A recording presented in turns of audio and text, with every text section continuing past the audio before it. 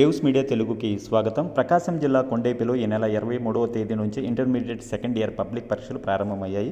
పరీక్షా కేంద్రానికి ఉరుకులు పరుగులతో చేరుకున్న విద్యార్థులు కొండేపి ప్రభుత్వ జూనియర్ కళాశాలలో పరీక్షా కేంద్రం ఏర్పాట్లు చేసినట్టు విద్యాశాఖ అధికారులు తెలిపారు. పరీక్షా కేంద్రానికి విద్యార్థులు ఉదయం 8:30 కల్లా హాజరు కావాలని, ఉదయం 9 గంటల వరకు మాత్రమే హాల్లోకి అనుమతి ఉంటుందని స్పష్టం చేశారు.